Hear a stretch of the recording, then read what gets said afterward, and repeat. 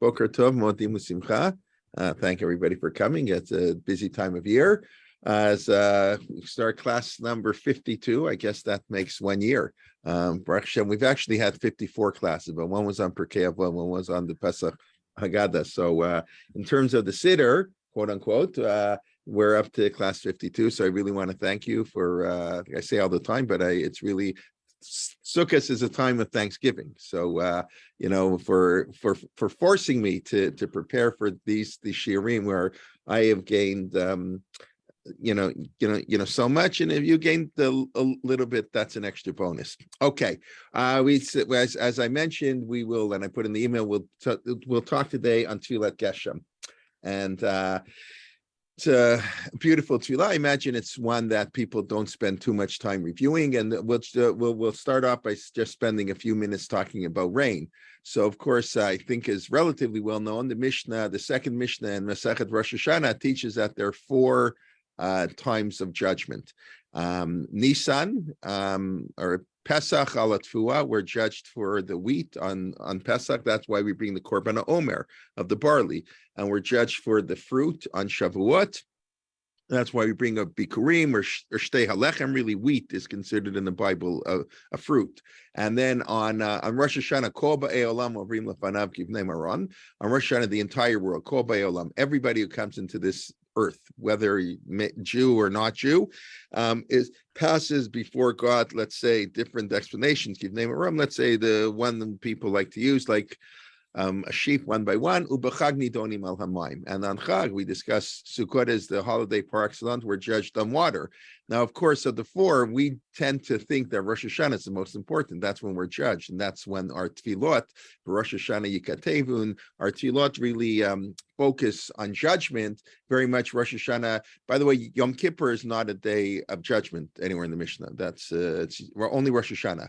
Somehow we have this notion that the judgment is sort of in abeyance. We have time until Yom Kippur to change it, but that's a different topic. But really, in the Mishnah, Yom Kippur is no day of judgment. Yom Kippur is a day of tshuva, but it's not a day of judgment. That's Rosh Hashanah. But the honest, if we think about it for half a minute, we'll realize that the most important day of judgment, of course, is on Sukkot. Obviously, water is the most important thing. Yeah, individuals are judged on Rosh Hashanah, so that's true. That impacts on you. But in terms of the future of the world, in terms of the planet and the universe and climate change, so the world is judged on Sukkot. This is the most important judgment time of the year. On Sukkot, even though we don't necessarily feel it that way, but that's this is really just one other way where Sukkot is the holiday par excellence. It's the premier holiday of the Torah, and it's the one that the fact that it's the Mishnah calls it, Chag, holiday, the holiday.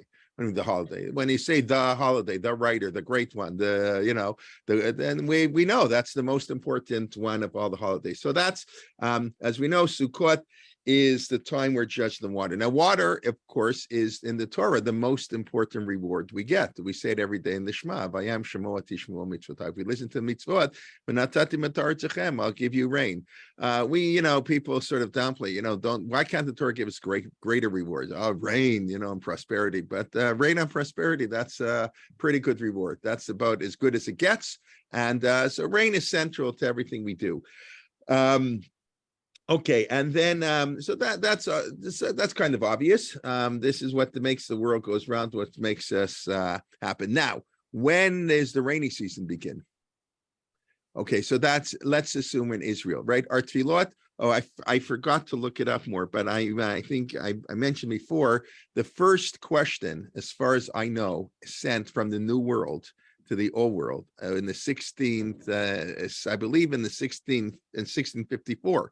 Which is when Jews first arrived in South America, and they were in Brazil. I remember I spoke about it during the 2012 Olympics. Was the 2012 Olympics in Rio de Janeiro? I forget already. One of those Olympics was in Brazil. So of course, I have to give a shir on the Olympics and Torah. So the first shaila ever sent to the New World, it was sent to Amsterdam, was I believe, when do you say Mashif Ruach in the Southern Hemisphere? Because everything is backwards. When do you pray for rain? Because if you pray for rain on December the 5th till Pesach, no, they're praying for rain in the summer. So that was the first question. That was very, very practical. You're right there. Everything is upside down. Anyway, so that's when is the rainy season? So we're going to assume it's in Israel. We're going to because that's how the Mishnah assumes. Although when does the rainy season begin? Anybody? Well, what about Sukkot itself? 7th of Tishvan. So the Mishnah says, it's important to note that the Mishnah distinguishes between mentioning rain, what we call Mashiv Haruach Hamurid Geshem, whatever, and the Tain Talumatar, actually praying for rain. We only begin to pray for rain. We'll see one of my favorite halachot in all of Judaism. The Mishnah quotes a debate. Do you start on the 3rd of Cheshvan or the 7th of Cheshvan? But everybody agrees you don't start on Sukkot. We don't want. It's not. I guess it's not really. It's not the rain. We don't start on Shmini Atzeret either. In other words, it's not like we want it to rain on Sukkot, but we don't want it to rain on Sukkot because that's a bad sign. That's as the Mishnah says. That's like the master tells his servant, "Get me a glass of water," and he brings in the glass of water. He throws it in his face. We don't want it to rain on Sukkot because then we have to leave the Sukkah. Okay, so therefore we push off the prayer for rain to Shmini Atzeret, and therefore that's the time we want rain. That's not exactly true because we do not begin praying for rain on Shmini Atzeret. We mention Mashiv Haruach, God brings rain. That's very different. The Mishnah is very clear. There's a distinction between saying it, and we know, and B'tein Talamatar, when Barech Aleinu, please God, let us have a successful economic year. Please bring the rain. So everybody agrees we don't start praying for rain until Cheshvan. So you have to say, why is the world judged on Sukkot for rain? But we don't start till Cheshvan. But halachically, it's such a beautiful halacha.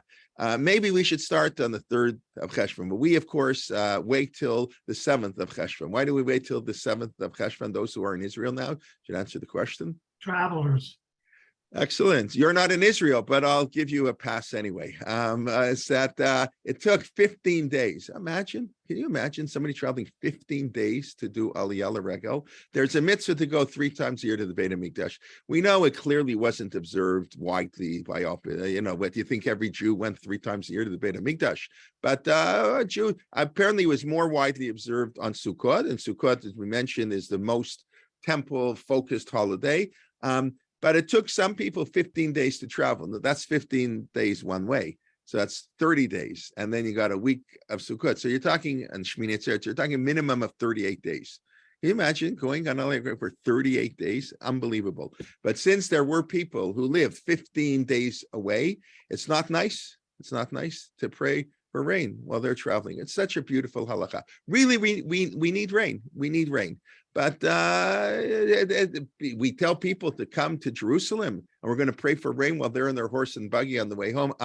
So we wait 15 days until the last of the travelers are home, and then we can start to pray for rain. Really, we should have started already. It's interesting, and I haven't really thought about it. I think it's only in Nusach Ashkenaz, not in Nusach Sfard. But after the Kohen Gadol, after they voted all the piyutim that some shuls don't say, but they're really beautiful. So one of the things we say there, I believe, is Lo yet tefillat of rei drachim, that the prayers of the travelers shouldn't interfere with the rains. Like if we're worried about travel, it's never going to rain. Presumably, those are talking about business people traveling like in December, January, February. Can't worry about everybody. Then we can't pray for rain. But if somebody's coming to Yerushalayim to do Aliyah L'Regel, we're not going to pray for rain while they're on their way home. Okay, so why do we mention Mashiv Haruach now? Then so we only, the rainy season begins in Cheshvan. Now that's also strange because the rainy season is a solar thing. It's not a lunar idea.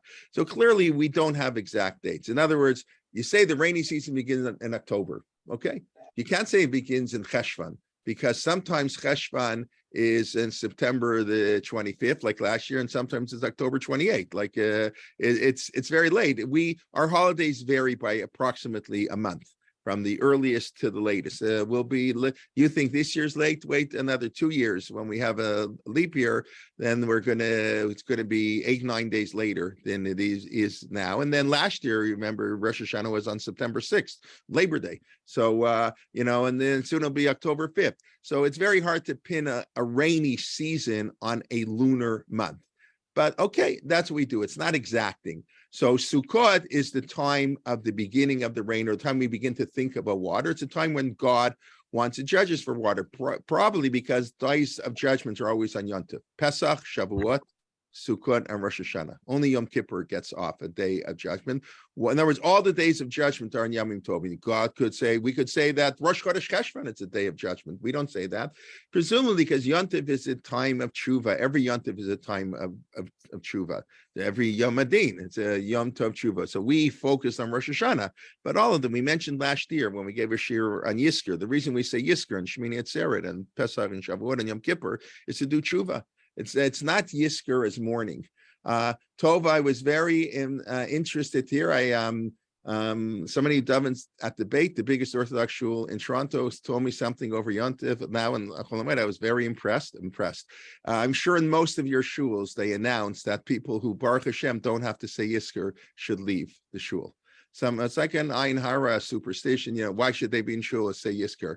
So my father was a rabbi for he always opposed that practice. If the point of Yizkor is to say to do tshuva, to remind us, so you're very lucky your everybody's alive, that's wonderful, but that has no impact on what Yizkor is meant to be. So Jonathan Levy told me, Tova, that Rabbi Koropkin has now made a push for people to stay in for Yizkor. I don't know how successful it was, but he's urging everybody, those who don't have to say Yizkor, to stay in, because the purpose of Yizkor is not to mourn for your parents or anything like that. It's to remind us that we're not going to live forever and we have to do tshuva, and therefore it's a much different thing. And he made a card. Actually, people were using a card to say, "Thank God for my living parents." For those who were you at the Beit? Yes. Oh, yes. You're at the Beit. Okay, fine. Okay, good. So how successful was he? So apparently some people, they didn't have enough cards, but a lot of people stayed in, and they did use the card that said, "Thank God for my living." As in their time, half the people walk out. It's very nice. People walk out. It's very nice. People don't have to say Yizkor, but it's a little bit, it's not okay. I know that's the practice I think most people have. You can let me know. But anyways, that's kind of interesting. So, but the idea of Yom Tov is to do tshuva. Every Yom Tov is a mini Yom Kippur, a mini Rosh Hashanah. So therefore, it's a day of judgment. Now, we have a machloka. Let me share the first Mishnah in Tanit. I think some people may be familiar with the Mishnah. Let's take a look at the Mishnah inside. The Mishnah says, where are we here? From when do we say Gvurat Geshamim? That's the strength of rain. Now the Gemara has an amazing comment. When do we say Gvurat Geshamim? We say it in the bracha of Mechayei HaMeitim, right? Mechayei Meitim is mentioned 5 times in that bracha, right? You look, and then we end Mechayei Meitim. Why do we say it in Mechayei Meitim? So the Gemara has this seems like a ridiculous comment almost. So the Gemara here in bracha, it says, my Tama, why do we mention Gvurat Geshamim, that's Mashiv HaRuach, in the second bracha of Shemon Esrei? Amar Rav Yosef, Mishloch Sheshkula T'Tchiyat HaMeitim. It's equivalent to the resurrection of the dead. Rain gives life, and it's like Tchiyas HaMeitim. I think there's another source that implies more it's as difficult or as easy for God. The rain and Tchiyas HaMeitim are one and the same. Rain, we don't see it that way, but it's really the same idea. But the idea that rain is life. Rain. I mean, if you think about the trees and the flowers every year, they have a Tchiyas HaMeitim in the spring. That's what it means. They were dead all winter, and now they come alive again. So that's what we mentioned it. So Rav Elazar says, B'yontav Rishon Shachag. We should start to say Mashiv HaRuach on the first day of Sukkot, last Monday. Rabbi Yeshua said, B'yontav Achron on Shmini Atzeret, which is our practice. Amar Rabbi Yeshua. So Rabbi Yeshua said to Rabbi Elazar, Why? Eliezer. Since it's a curse, right? It's like I said, God throwing us out of the sukkah, come to the sukkah, and now he throws us out.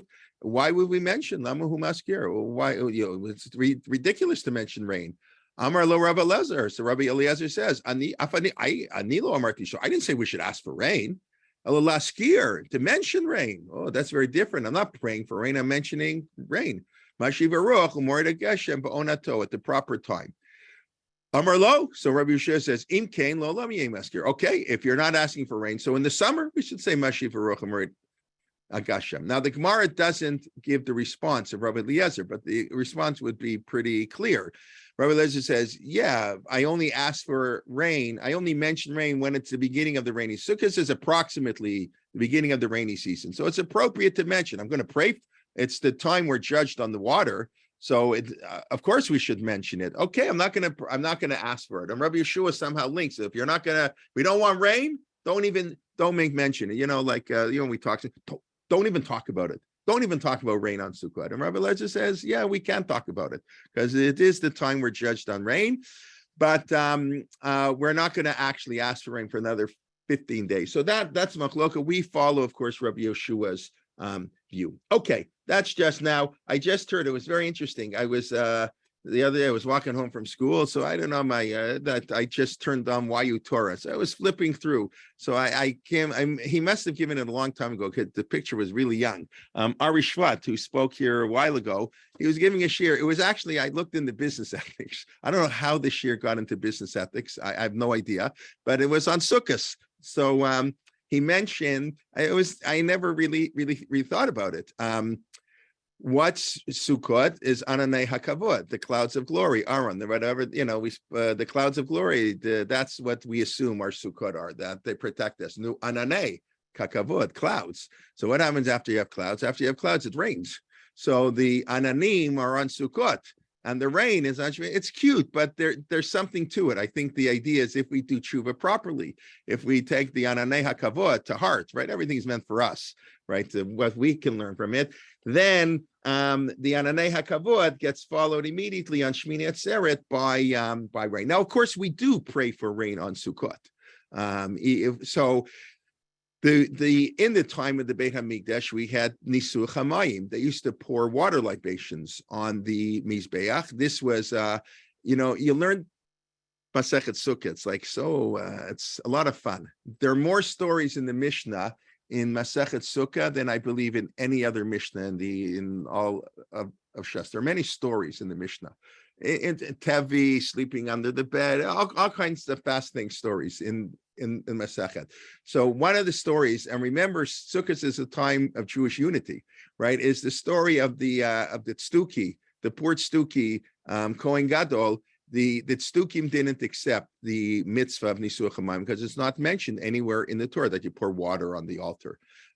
So the Tzduki, he was that was corrupted. The religious leadership was corrupted towards the end of the Second Temple period. So very often people got in power, money. It was like politicians. It wasn't a religious institution. It was a political institution. So we know how politicians are. So he got in and he's pouring the water, but he doesn't want to pour it on the altar. So he pours it on his feet. He pretends to pour it, but he pours it on the ground. So it says, the Mishnah says everybody threw their etrogim at him. Everybody, 1,000 people whipped their etrog at him, and there's so many etrogim, they actually damaged the Mizbeach. It damaged the altar. So Nisuch HaMayim was a big fight, as was Hoshana Rabbah. Which is also really Hoshana Rabbah. Look at the Hoshanas we're going to say on Sunday. All of the Hoshanas, even if they don't mention it, it's really about rain. Hoshana, God save us, God help us, give us rain.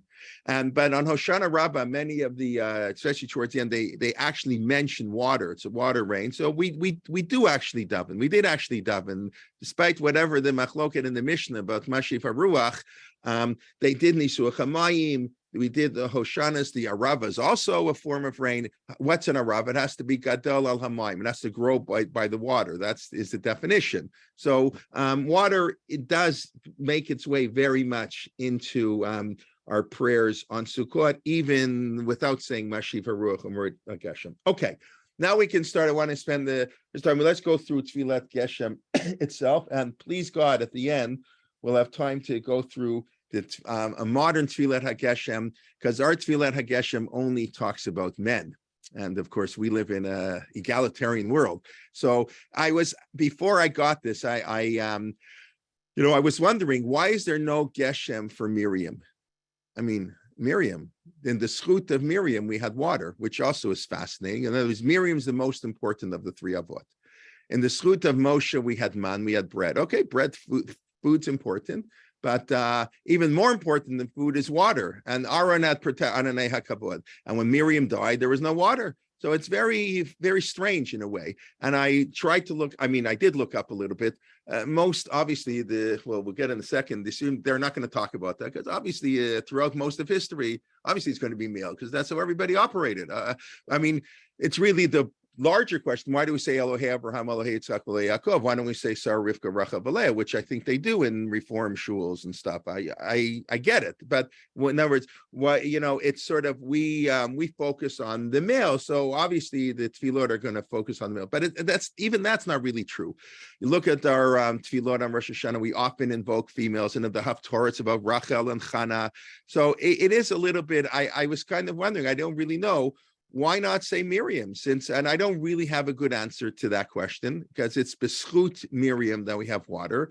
And of course, the name Miriam is water. Take out the resh. Mem, resh, yud, mem. Take out the resh. Miriam's name spells water. Yam, sea, Miriam, the last two letters. Miriam's all about water. She's the one who saved Moshe. And of course, she takes Moshe out of the water, and etc. Or is there when he's taken out of the water. So it's very interesting. So hopefully we'll get to a modern Israeli version of tefillah of Geshem for a woman. But okay, let's do our traditional one first. We are traditional Jews, and we follow that our practices that have been hallowed for thousands of years, although that raises another problem. So I said, okay, last week I said I'll give a shir on tefillah Geshem, but of course I hadn't done any preparation, so I had no idea what I was going to be talking about when I said it, but that's the best way to learn.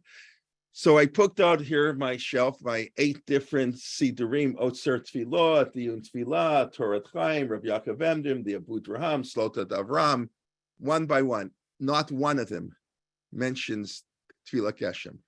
So what in the world is going on here? Not one of them. They talk about Hosha, everything, not a word. It's Tefillah Geshem and Tal do not exist. I have no idea why.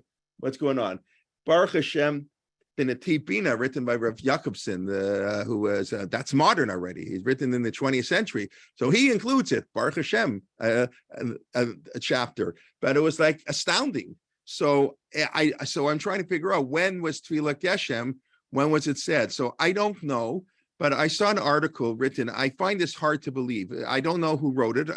On Rabbi Google has, everybody can join Rabbi Google. You don't need so much to get smicha from Rabbi Google. So he was saying that perhaps that he says when Hertz, the famous Hertz Chumash, so when he printed a Siddur also, that nobody uses, everybody uses the Hertz Chumash, his Siddur, the 1940s, and in the reprint in 1948, did not include Tal or Geshem. He was saying, I'm assuming it is a non-Orthodox rabbi writing this, that even in the Orthodox rite, people didn't say it so much, and only with the establishment of the state of Israel, the Tal and Geshem. I find that hard to believe, but I don't know. I have to ask people. But I do find it astounding that this Siddurim, and I sent it out to my rabbinic group, and nobody answered me. Does anybody know why none of the Siddurim actually talk about Tal and Geshem? And you look in the Koran, all this modern English Siddurim, they have very little. They write very little about it. What does come out, it's not even in the RCA Siddur, it's not mentioned in Koran. I don't know if Art Scroll mentioned it. Who composed Geshem and Tal? Rav Elazar HaKalir. Yehuda Mirsky was one person who answered me of those. Dr. Yehuda Mirsky lives in Israel, Professor at Brandeis. So he was the one who pointed me out this woman one for Geshem. So he said the original Geshem was much, much longer. The piyut that we have, where is 6 stanzas, is much shorter.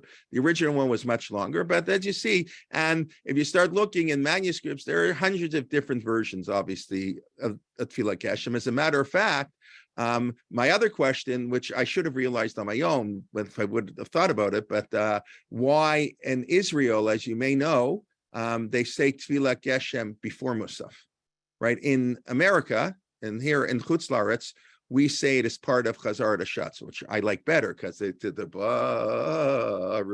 you get the whole nusach. In Israel, they say Geshem, not even the whole thing. They don't do the first two paragraphs because that's part of the Chazar Hashatz before Musaf. Why do they do it before Musaf? Because based on the Vilna Gaon and other people, halakhic authorities never liked insertions in Chazar Hashatz. That's a hefsek, that's an interruption. You have to say Chazal. You look in none of this, all piyutim are post-Talmudic. None of this is in the Talmud. So what right do we have to add piyutim? So and now generally America has gotten rid of the piyut, right? You go to German shuls, I think they still say in broyers all the piyutim, but American shuls have gotten rid of piyut. That's minhag America. Is that right or wrong? It's a fascinating question. It's like a reform movement, like a reform. We reformed the Siddur, we threw out all the piyutim, but many of the halakhic authorities never liked the piyutim. So in a sense, they're happy now. When do we keep the piyut? On Rosh Hashanah Yom Kippur, Unatan and Tokef. That's what the Vilna goes. That be a hefsek. How can you throw in Unatan and Tokef in the middle of the Chazar Hashatz? Right before Kedusha, you're going to throw in a hefsek? You can't do that. So in Israel, we've mentioned in the past, the practices of Vilna Gaon have become very well accepted. So the practice is to say it before, which already tells you that it's, maybe some people didn't, it wasn't so important. It's not really part of the Chazar Hashatz. You say before, okay, we're in a hurry and we're in Israel. It's Shmini Atzeret and Simchas Torah on the same day. Who has time? So I just find it fascinating. And if anybody has any insight or anybody remembers what their grandparents told them, I'm sure my father told me growing up, he never heard Kohelet, Root. Who lane Kohelet, Root or Shir Shir? No Shtibel. No shuls didn't lane that. Now everybody lanes Kohelet. It wasn't common growing up. It's interesting how minhagim develop and change. So that was just an interesting thing that it was not mentioned in too many places. But anyways, the piyut it's a 6-paragraph alphabetical acrostic, which now each one is 4 lines. So 6 times 4 is 24. So they took the English and the Hebrew alphabet and compromised 22, 26, 24. No, doesn't quite work that way. So of course, Taf gets 3, like we do in Ashamnu. We also have 24 Ashamnus, Ta'inu, Tiyavnu, Titanu, right? We say 3 Tafs. So too here, it's an Aleph Beit, and the letter Taf will come up 3 times in the last one. That's very interesting. I don't know why in Ashamnu we have to do that. Ashamnu is not like a 6, why not just have one for one? That I don't know. I only sort of thought about it, as I was preparing for this. I didn't look into that. But here I understand it. Here they want to have 4 lines for each one and 6 stanzas. So you need to have 24 lines. So you need to do 3. Now, if you'll notice, you can open up your Siddur. If ever, I'll wait half a minute. Everybody should it'll be easier if you have a Siddur and Chazar Hashatz for Musaf. And here they don't even say, they just assume it's in Chazar Hashatz. Tal is a backwards alphabetical acrostic. Tal begins with Taf Shin Resh Kuf.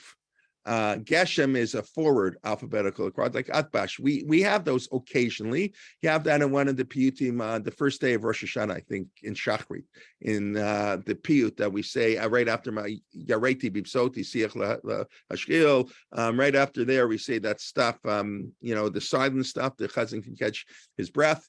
I think one starts Aleph Beit, the next one is Taf Shin, right? All these all the piyutim, besides their beauty and illusions, are all literary creations, and they all follow, literary styles.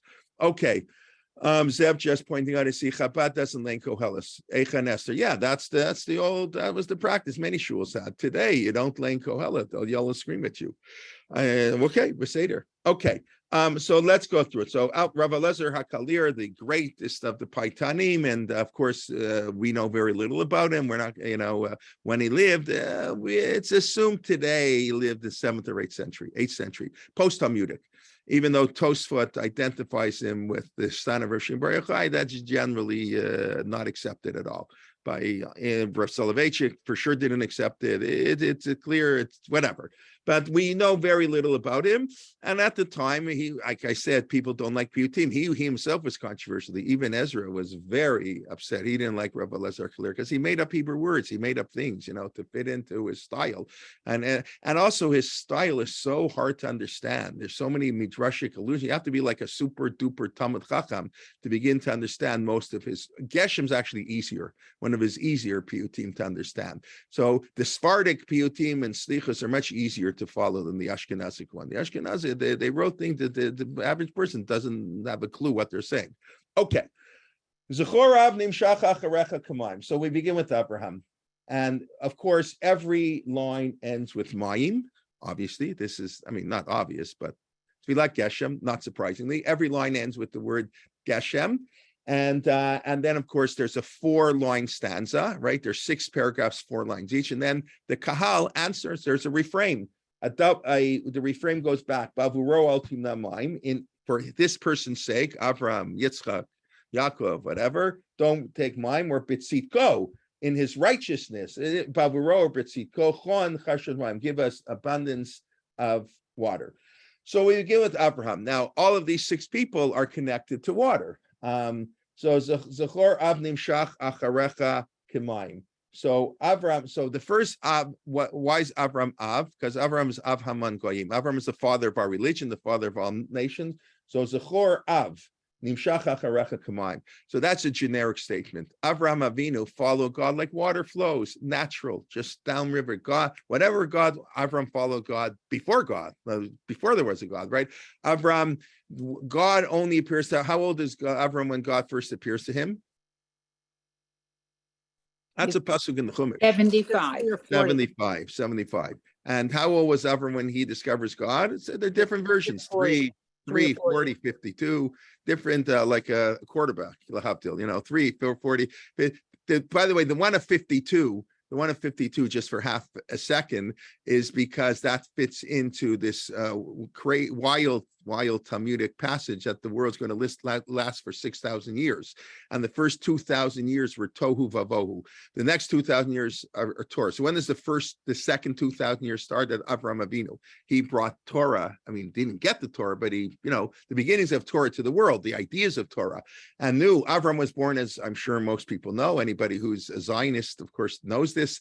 Avram was born in the year 1948. 1948. Yes, it's a different 1948, but there are no coincidences in this world. So clearly, Avram was born in 1948 for a purpose. 1948 and 52 was 2000. So that's the basis of the view that Avram began to discover God at 52. 40, we understand. 40 is a transformative number in Judaism. 40 years in the desert, 40 years in Mount Sinai, 40 days of the flood, 40 days before fetus. 40 is transformation. So and Moshe is at Har Sinai for 40 days. So it makes sense that Avram discovered God at 40. And 3 is because 3 years old, Rivka was 3, that's when you begin everything. So Avram was so precocious, he began to understand God. Different views and measures, it clearly doesn't matter, obviously. And these are all ideas. Like we always say, take midrashim seriously, but not literally. Take him seriously, but not literally. But whatever it is, he discovered God before God appeared to him. So that's the idea. Even before, who knew there was a God? It took till 75 till God revealed himself to him. Okay, no, God doesn't reveal himself to us. So it's also we have the schut of Abraham to follow God without any revelation. That's a reference to the first parak in Tehillim. He will be blessed like a tree on the river. That's Vayaka Eitza Shatul Pagam. That's the first parak in Tehillim. The blessing of a tree on the river, beautiful and giving shade and light and life and fruit and all these wonderful things. You shielded him and protected him and saved him from Eish and Mayim. So what's that? That's a reference already to Midrashim. These are famous Midrashim. The Eish Midrash is that Nimrod threw him into the furnace there, even though it's not the Ramban, in good Ramban style question, did that really happen? Is that really true? It's not mentioned anywhere in the Torah, but in the little Medrash says it's mentioned a lot. So Avraham Avinu was thrown into the furnace. And of course, what's Mayim? Mayim is tashlich. Maim is tashlich because, as the Medrash says, when Avram Avinu went to sacrifice Yitzchak, the Satan wanted to stop him, and he kept putting water. Like he was like Nachshon ben Aminadav, Abraham, but he kept going. The water's up to his nose, and he's going. So fine, okay, he gave up. I can't win. Abraham's he's going to go whatever. He's going to find a way. So he was saved from Eshemayim. The Rosh Tobes Aro I'll call Hamayim. It was hard to figure out, what does this mean? Dirashto bizarro, I seek him bizarro in his seed on all waters. So it's saying so what's Dirashto bizarro is Yitzchak. So I don't know, it's a little unclear what it means. In the Tibina, the one like Siddur that does explain Geshem a little bit. So he brings a comment that this is a reference to Zera is seeds, but it means agriculture. This is a reference to the famine that Avram Avinu faced when he first came to Israel. And he passed the test. Avram Avinu had 10 tests. So Darashta Bezero, God, you saw it, you wanted to see what's he going to react. I told him to go to Israel, and 5 days later, there's no food to eat. What is he going to go? God, this is ridiculous. I don't go for this stuff, and he's going to give up on the whole thing. No, Abraham still was a righteous person. So the Rashto Bizarro I'll call my man on the family. That's how he explains. I don't know if it fits 100%. That's what he explains. By the way, that of course assumes that Abraham acted correctly by going to Egypt. As many people may know, the Ramban is harshly critical. It's so harshly critical of the Ramban. It's like, whoa, if you were to quote somebody who doesn't know and you didn't tell him you're quoting the Ramban, he'd call you a heretic. He said, that Avram Avinu chet gadol, a terrible sin. God tells him to go to Israel and there's famine, and the next thing he goes to Egypt. Whoa, what happened? God just told him he doesn't have any faith in God. And other people say, no, what do you mean? Faith in God. We don't rely on God. Yeah, we have faith in God. But God, it's like there's in the floods, the guy won't go. He's waiting for God. The canoe, the helicopter, the uncle said, where were you? He said, I was waiting for you. So God says, I sent you a canoe. I sent you a plane, gotta do action. So that's a very important theological debate. Was Abraham correct in going to Egypt? The Ramban says no. Which, by the way, just off the side, I'm just thinking about this for the first time ever. Maybe this fits with the Ramban's view that nobody holds today, that a tzaddik amur, maybe somebody holds it, but we don't have any people who are tzaddikim gemurim, shouldn't rely on medicine. A true tzaddik doesn't need medicine. And the Hashem Rapecha, God heals you. So maybe this is part of sort of the Ramban's high-level religiosity, that you have total faith in the righteous people, they can rely on God, whatever it is. But here, this piyut, if that's the explanation, is assuming it was not a sin for Abraham to go to Egypt. He still believed in God, everything was God, but okay, God's telling me there's no famine, I got to go where the food is. Okay, that's Abraham. Then we come to Yitzchak. We begin Yitzchak with Abraham. Zechor hanolad, always remember, Zechor, Yisker, memory, tradition. Zechor hanola b'bsurat yukach namat mayim. Remember the one who was born with the thing yukach namat mayim. Why was Yitzchak born? Because Ephraim was chnasid orchim. Because Ephraim wants to have guests. If who knows what would have happened? I don't know. If Ephraim wouldn't have been standing at the, I know everybody's going to say, well, God would have done it anyways. But in the simple reading of the text, had Avram Avinu not been welcoming guests in the heat of the day after 3 days of Brit Milah, they wouldn't have any kids, because they wouldn't have invited the angels into his house, whatever. But because of Yukach Namat Maim, have a little bit of water, Zechor Hanola B'Bsurat, he was born because of Avram's giving him water. It's a beautiful idea. Important. And we know Sukkot is Ushpizin, Haknasad Orchin, that's the time we invite guests, we give to the poor. Vesachta Lohoro, a siach, a discussion, Lasuach Basadeh. The Sachta Lohoro, Horo means his parent. That's you spoke to his parent, that's Avram. God spoke to Yitzchak's parent, Horo, not Horim, because had God asked Sarah, in other words, Sarah is absent from the Akedah for good reasons. God couldn't be so cruel to ask a mother to sacrifice a son. It's pretty harsh to ask a father to sacrifice a son. No, that's one problem and we grapple with. But to ask a mother, and probably Sarah wouldn't have listened. I mean, I shouldn't say such a thing, but I assume a mother wouldn't listen. And that's okay, you defend the mother. So Sarah is totally absent in the Akedah. Avram doesn't talk to her for obvious reasons. I mean, just, so to the one singular parent, God spoke l'shochto, to slaughter him, pretty that his blood should flow like water. Again, the idea of water. Now I'm going to kill him in the service of God. That's the ancient way. We believe in the ancients, and still today believe in human sacrifice. Zohar gamhu lishbach leiv kamaim. So this gamhu, even Yitzchak went willing to. He asked his father by Yahush name Yachtav Ayeh Haseh Leolah, where is the Leolah? And his father says Hashem Yireli Haseh Leolah Bini. Right? You have to read it. God will show me the sheep Leolah, and if not Bini, then it's you, my son. You'll be the Olah. Right? That's how the understanding, that part between Olah and Bini. And the next verse, Yitzchak goes with the father. So this is the idea that Yitzchak himself, he was willing to be sacrificed. That's why the greatness of Yitzchak. We did mention last year, Gil Pearl, when he gave a shiur on art on the Akedah before Rosh Hashanah last year, if you remember, he did talk about, Rav Lichtenstein was the one who told him to go see this art. I forget who the name of the artist was, where you have pictures of Yitzchak resisting. That Yitzchak had to be forced to the Akedah. Avram had to time down. That's not the classical interpretation, but it is interesting that such ideas. Now, the artist wasn't a religious Jew, but if Rav Lichtenstein told him to go see it, I believe it means there is a way to understand this story that Yitzchak was not so was not. He didn't think it was such a wonderful idea. Anyway, but the traditional explanation, I get it. Yitzchak is. Zohar Gamhu Lishbach Leiv Kamaim, Chafar Umatzah Beirot Maim. This is very interesting. And then we switched from the, from the Akedah. What comes next? Digging wells. Chafar Matzah Beirot Maim. Yitzchak dug all the wells of his father, and that's it. Beirot Maim, and digging for water. So that's Yitzchak, Bitzikocha, and Karshapaim. Now we're into Yaakov. Remember the one who crossed the river. Because when I crossed the Jordan River, whatever river, I assume the Jordan, when he's running to go into Lavan's house, right? He says this when he is about to meet Esav after 22 years. So he's saying, when I left 22 years ago, when I crossed, with just I had nothing.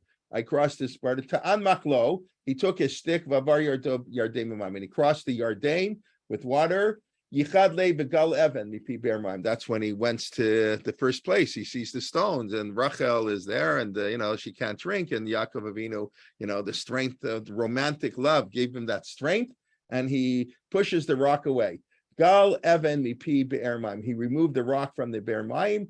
Kenavak lo sar balul beish maim. Like the angel who fought with him made up. What's an angel made up? He's made up of fire and water. Okay, that's how the image of the angel, fire and water, of course, which are opposites, right? Fire and water don't really coexist. It's a whole other idea, right? But Eshumayim, right? We often in our liturgy put them together, but you have to think about it. It's really two opposites. So you promised him you'll be with him with water and fire. So presumably that is a reference to Yaakov had a really difficult life, the ups and downs in life. That God said, I will be with you. Yeah, it's going to be tough. First, okay, you have Lavan. He's going to drive you crazy, and you're going to not get to marry the wife you wanted, really. You never really developed a relationship with Rachel, never really got off the ground, even though they did marry. And then you're going to have problems with Dinah, and then problems with Yosef. You're going to have a miserable life. I mean, that's what Yaakov said. When Paro asked him, how old are you? The first thing Paro says to Yaakov, how old are you? So that already, we could go meet the president of the United States. How old are you? What kind of question is that? It means Yaakov looked, oh my God, he took a look at him. This is Yosef's father. How can he be Yosef's father? He looks like 100 years older than me. Oh my God, he's wrinkled. Says, yeah, Yaakov says, yeah, you know what? I had a really lousy life. I don't remember the expression now. Somebody can say it. Yaakov Avinu says, "Ma'atu ra'im, terrible. I had bad life." And the Chizkuni there, somebody quotes a midrash, beautiful midrash, Yaakov Avinu, God got a little angry. That's for him. He shouldn't have said that. And there are 33 words. And for each day, right? Correct. For each word, he lost a year. That's why he lived to be 147, as opposed to Yitzchak, who lived to be 180, because the 33-word conversation between Paro and Yaakov. No. Anyway, so God is promising Yaakov, I'll be with you, be'eshu b'mayim. But we're all team namayim. Listen, all our what that's what. Listen, the school I assume everybody here was raised in is that our what weren't perfect. That's what makes them so wonderful. They were human beings. They weren't angels. They were human beings, and human beings are human beings. And human beings, they grow from their mistakes. Everybody makes mistakes. Moshe Rabbeinu, that's okay. It's good to make mistakes. That's Ein Sadik Bar. It's a Sher Yaseh Tov V'lo Yichta. And that's we're going to read this on Shabbos. Kohelet. Ain't nobody who sins, there's no tzaddik who doesn't sin. I've mentioned before, it doesn't mean that there's nobody who doesn't sin. I mean, it means that, but that's not what it means. It means in order to be a tzaddik, you have to sin. Ain't tzaddik bar. You want to be a tzaddik, you better sin first. Because the only way we grow, if you never fell off, if you never made a mistake, you never grow. How many successful business people have failures you don't know about? Everybody who's a success had failures. If you don't have failures, you can't be a success. You don't sin. But a person who never is at tzaddik, he can't really achieve greatness. So ain't tzaddik baretz. Of course, so our avot were amazing people, but they weren't perfect. That's what's made them almost perfect. The fact that they weren't perfect. Okay. Obviously is a reference to Moshe. He was pulled from the ark, not the ark, whatever it's in the crib. I don't know what the word is. I can't think of the word. What's the teva? An ark, right? There is a lot of comparisons between Noah and Moshe. We won't go there now, but Zechor Masui, that's his name. Moshe Masui, he was lifted up, but Paro gave him the name. The Tevet Gomeh, that's what they put the material on it. Minamayim, Namo Dalo Dala Vishkat Son Maim. That's talking about Yitro's daughter. Again, all our great leaders were Roet's son, Avraham, Moshe, David. They're all shepherds, right? Moshe, Roet, son Yitro, right? And they wouldn't let their shepherds graze in other fields. So this is Moshe Rabbeinu. He fed the son. He fed the cattle or the sheep of Yitro's daughter, which of course how he gets to marry Sipporah. That's what it's referring to. Sigulecha, your nation, Sigula, ate some ulamaim. They were very thirsty. Al haselahach v'yatzumaim. So Moshe hit the rock and out came water. Whoa, this is wild. This is wild. Moshe hit the rock. Is that a good thing that Moshe hit the rock? It says like that we're talking about the great. These things talk about how great these people were, right? Reference. So it says Moshe, right. Oh, the Piyut is assuming everything is great. The Piyut is assuming it was right of Ephraim to go to Yitzchak. The Piyut is doesn't say anything about Yaakov. I wrote in that stuff about Yaakov. So Gulecha ate samumayim. The nation was thirsty. Miriam died. There was no water. Alat salahach.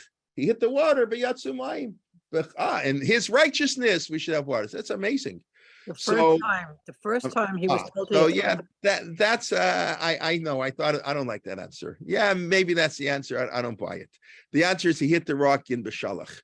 Hit the rock in Beshalach the first 40 years, and that was okay because at the beginning of the journey knew what he expect. 40 years later, Moshe had to not hit the rock.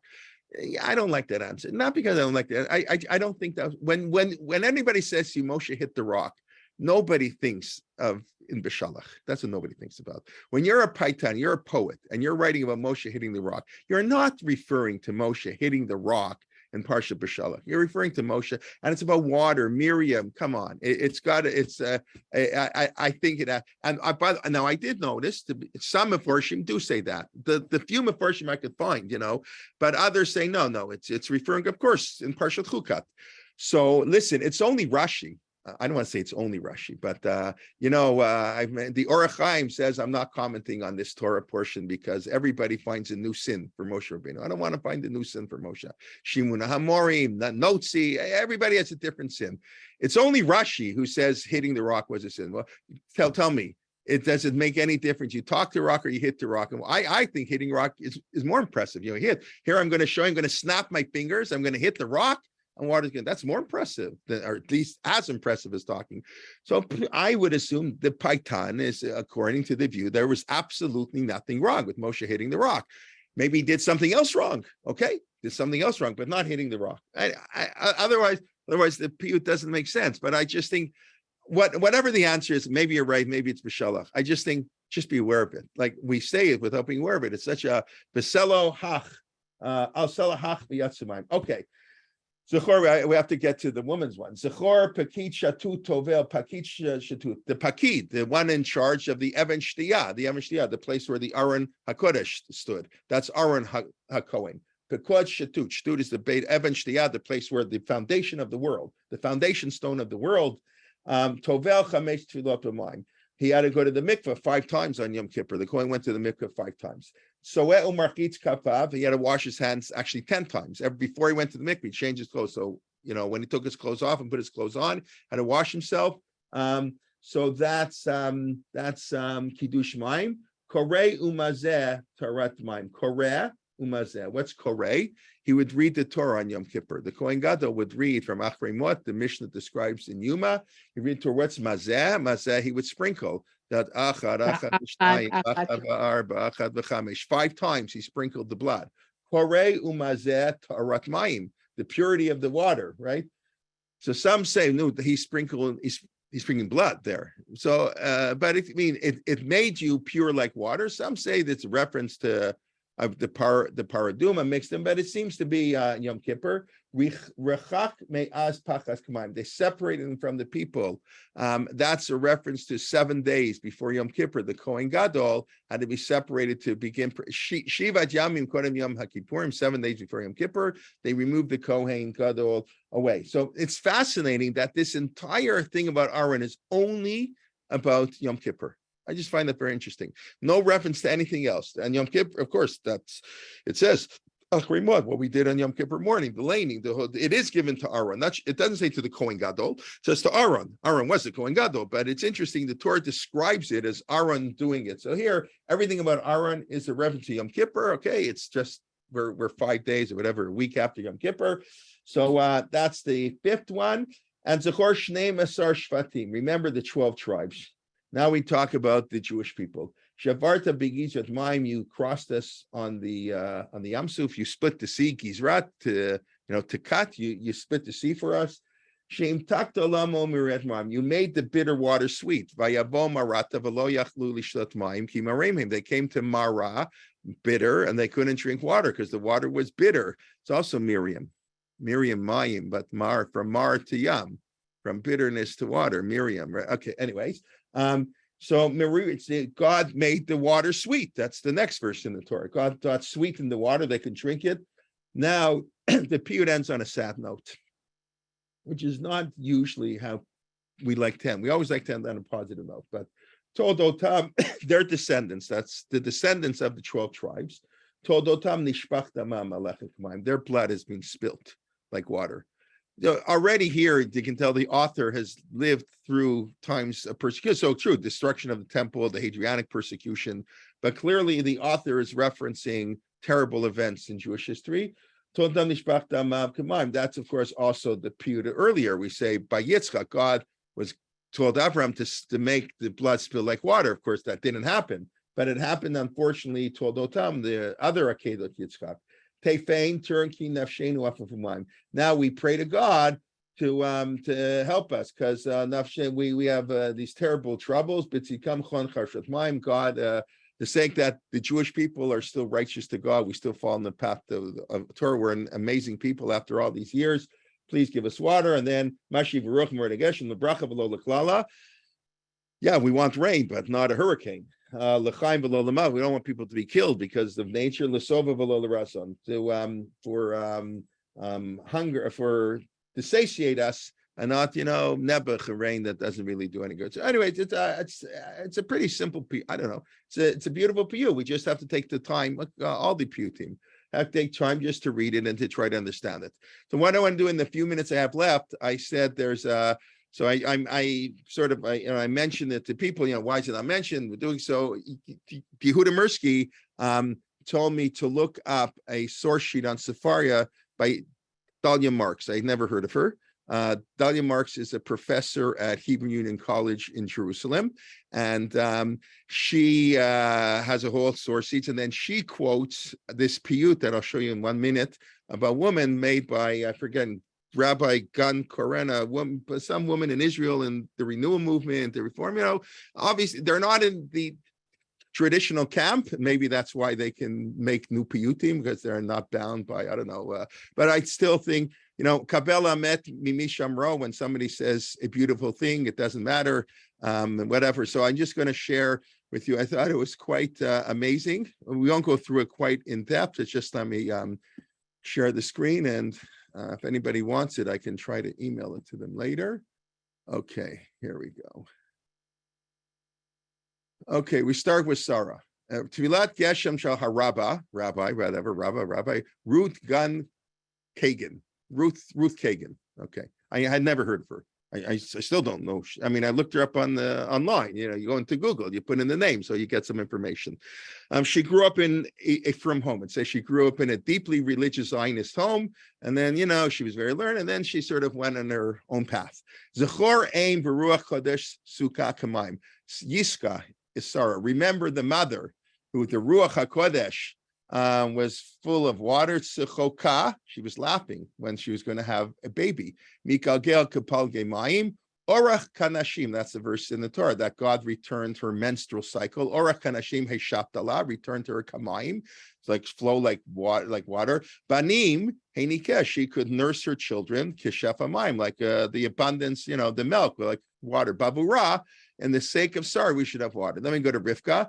Zechor yotzet le'eit erev lishof mayim. You can see all the biblical references. Rivka went out to get water for her camels. Chesed, that's Rivka, is the chesed mikada, from her urn, whatever it's called. Zorem k'mayim, flowing like water. B'shama hagmini not mayim, bring a little water for the camels. Shava, she raised it up. Ad kilu kagmalim lishtot mayim, so all the camels could drink water. You also notice there are also four. It follows the same style, four, little paragraphs, and then bitzikam chom charshamayim. She the same, answer. Instead of bavura, of course, in his sake, it's going to be in her sake. They have Rachel and Leah. Zechor roeh by matzon al pi be'er. That's the opposite of Yaakov, right? It's Rivka, Rachel, who goes to the bear. Nehi bechi tamarim, that's the Torah, the second day of Rosh Hashanah. Rachel's crying for her children. Bechi tamarim mivaka kamayim, crying the tears in her eyes like water.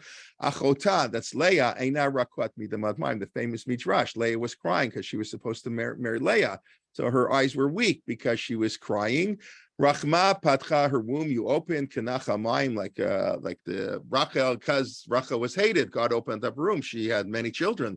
Bavuran, in both of their sakes, Leah and Rachel, is interesting. She joins them together, very beautiful. Altim na mayim. Zechor nitzevet ben kinei tzuf al yormayim. That, of course, is Miriam. Remember the one who stood at the Yam while Moshe is floating in the river. Nilnodim Pua, Shifra and Pua, that's of course a machloka, but according to many midrashim, Shifra and Pua were Yocheved and Miriam, and Pua means, to cuddle the baby. Latzila michesh kamayim, taking them from the darkness of the water to save them. Betofu machos Sarah, that's after the Kriyat Yamsuf. Vayikach Miriam et hatufim ve'et hamechalot, she took her musical instruments. Ala Yam kamayim, bischuta, in her merit. In her merit, we had the be'er mayim. In their merit, we should, and her merit, b'tzika, we should, and her righteousness, we should have mayim. The last one is Dvorah and Yael, I guess referring to Sisra. Also, as we'll see, Zechor Yosheva Tachat Tomer Bahar Ephraim, B'shirata, in the shira, the singing Dvorah, which of course is the Haftorah of Parshat in Bishalach, and of course this also Rosh Hashanah, we'll see Gam Avim Natvu Kamaim, the clouds, water like water. Hakochavim b'mesilotam nilchamu mishmaim, the heavenly constellations and their movements were fighting, were I guess helping us. Tivarach minashim Yael. That's that Yael should be blessed from a womb. That's the killing of Sisra. Chalav natna. She gave him milk to put him to sleep so she could put a peck in his head. Chalav navikomayim. So I thought this was, I don't know if you agree with me, but I thought that was a beautiful piyut. And if somebody wants to say it after Musaf is over, you can go to the shul and announce it or do whatever you want. I don't recommend if you tell the shliach tzibur in your shul to say it, you'd probably cause a riot. But anyways, okay. So let's just quickly review. We talked about the importance of water. Water, Sukkot is the Yom Hadin, the real Yom Hadin. Bechag nidonim al hamayim, because water is the most important thing for life everywhere. So, and that's the greatest reward. Vayam Shemo will get water. We discussed Mashi Varuch V'Tein Tal Matar Sukkot is more or less the time of rain. We don't really want rain till Cheshvan. We're not going to pray for rain until the travelers all go home, because it's not nice to tell somebody to come to the temple and invite their house, and then they pray that it should rain when they get soaked on the way home. Beautiful idea.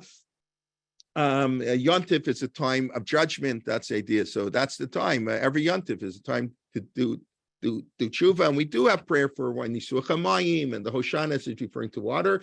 And then we basically went through Tefillat Geshem, which I find fascinating that so many of the Siddurim don't even discuss it. I don't really know why.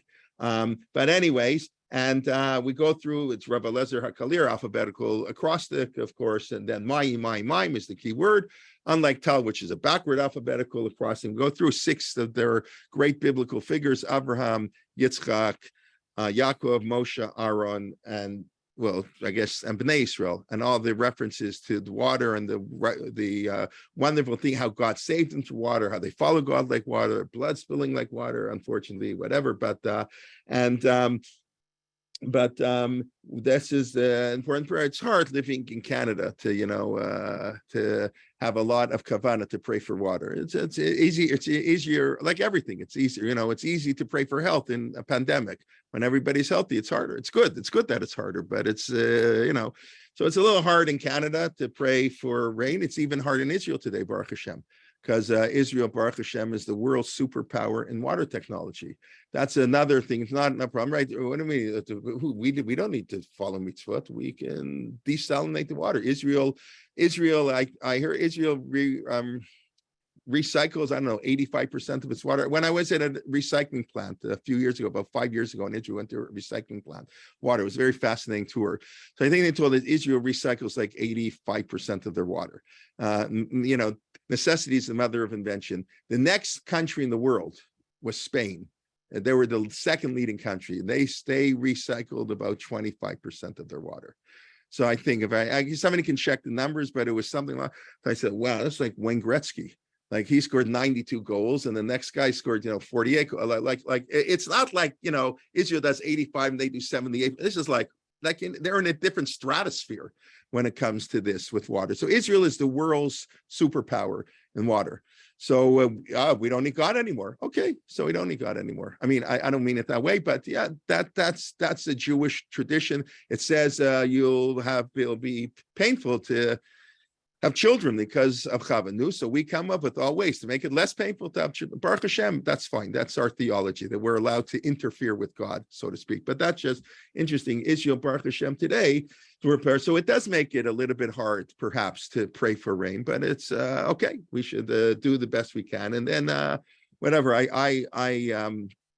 like the idea. And then men and women, it's a joint group. Okay. Just let me see if there are any quick questions.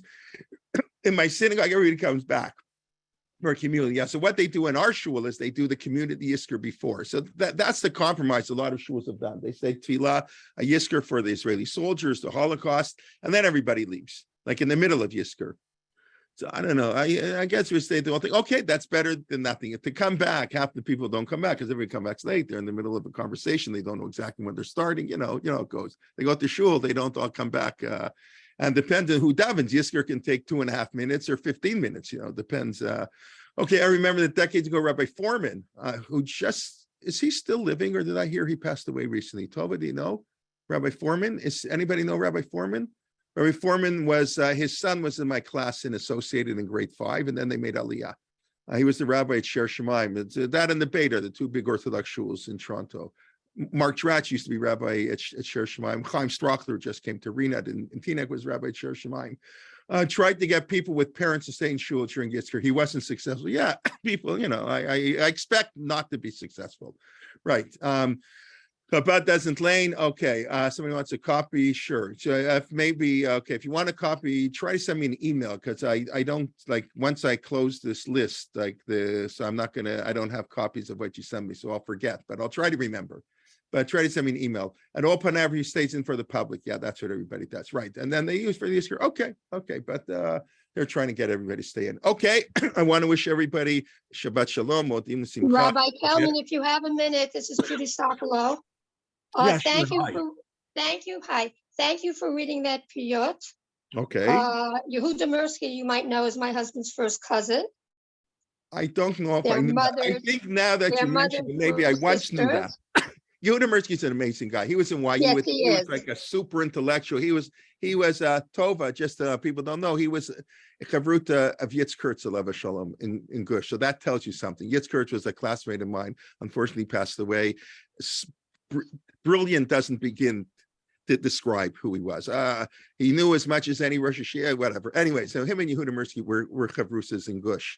Anyway, he's married to a woman named Tamar Biala, who's Correct. a So feminist. she You know does this? modern piyut. I know that. And you know they're Shuni. Okay, they're not. I know. I piyutim, don't they're have the book. midrashim. Right. Thank you. Yeah. Why don't you And tell it was everybody just about it? Yeah. translated into English. Oh, that I didn't know. That I didn't. Yes. Yeah. So And right. depending on your Tamar taste, Biali. I haven't met philosophy. Yehuda's wife because whatever. I mean, he's been to our house. I've had Yehuda, but right. So she writes piyut. That's correct. I'm No, not. midrashim. I'm sorry. They're midrashim. Oh, And they're midrashim. She based- writes midrashim. Oh, she writes midrashim. She and other people, she edited 2 volumes of midrashim. She and other women have written midrashim. These are women who know classical midrashim, and they write them in the style of the classical Right. midrashim. Right. Usually, like what was Sarah doing during the Akedah, that kind of thing, They Right. bring up the woman side of it. And depending upon your outlook and your taste or whatever, Right. of some course. people, as you say, would scream and yell, and other people. Rabbi think it's Lezer terrific. Kalir was screamed and yelled at too, so it's okay. And the Rambam was screamed and yelled at too. It's okay. Being screamed at, yelled at, that's the Jewish way. You have thick shoulders. You do what you're right. We were open up a page of Talmud. Hillel and Beit Hillel and Beit Shammai screamed at each other and then buying Rabbi. That's the way of that's our way of life. It should be not personal. There's a beautiful idea, right? The Gemara says when 2 people learn together, it's oyev and ohev. Oivim, I forget the pasuk they quote. I should know the pasuk. I just can't remember offhand. And the pasuk says oyev and al tikra oyev ela ohev. Right? That when we learn, we should be like enemies. Oh, you say that? No. The idea of learning is how can I be a constructor? The idea of learning, right? When Reish Lakish died, Rav Yochanan basically had a mental breakdown. Had no one to learn with. There was no one to question him. So they sent him Rav Elazar ben Pitat. So whatever, I think so. Whatever Rav Yochanan said, Rav Elazar, yeah, you're right. So Rav Yochanan said, I don't need you to tell me I'm right. I know I'm right. I don't need you to tell me. Whenever I said something, Reish Lakish would ask me 24 questions. That's who I need. And they couldn't find anybody. So he went crazy. He had a mental breakdown. That's what the Gemara says. And they prayed he should die. And he died.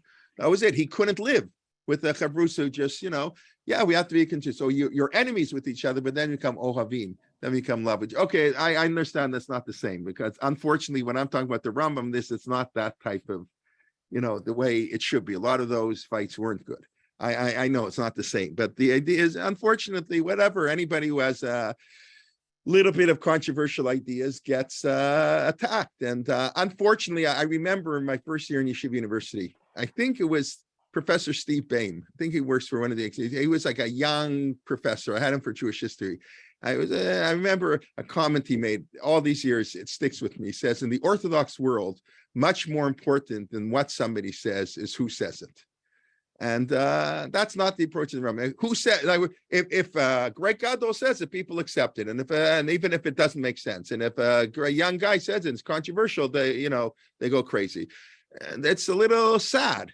I mean, there is something to who says it. I agree, if experts, but so Kabbalah, as the Rambam says, Kabbalah mishamro. It doesn't matter who says it. If it's good, we like it. So, anyways, okay. Any other comments? I'm sorry, but all right. Judy, your husband told me he writes piyut. He sent me a couple of piyutim yesterday. Yes, Your but husband writes piyut, and then he told me but I on don't know who bad she is.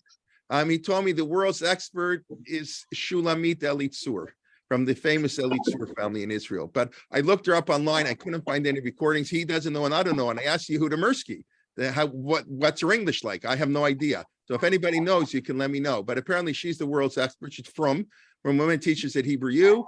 Her, I think, I know her father-in-law, I guess, won the Chidonat. It's a well-known family, I think, in the field of Tanakh. Anyways, okay, I'll let people go. All right, thank you. And anyways, please God, Shabbos next Shalom. week we'll be back to our regular Hallelujah, regular Psuke de Zimra davening. I don't know if it's going to get out today. We're still working on it, but if you look on the website already, you can see our fall programming. We're just putting together like an email. I think we have 9 at least, working on a couple more. So our fall programming next week. We'll have the Parsha Shir at night. Please go out there, and I'll give the Shir on Friday. And then the following week, like we'll start most of our shirim, and some are going to start the week after that. So you can take a look on the website, some of our upcoming classes, and I just want to wish everybody Chag Sameach, and this be a good rain and all good things and all brachot. Okay, Thank everybody. you very much. Good Shabbos, good Yom Tov. Thank you very much. Chag Okay. Sameach, Shabbat Shalom. Thank you. Shabbat Shabbos. Chag Sameach. Thank you. Shabbat Shalom. Good Shabbos. Yeah. Yeah, gotta go.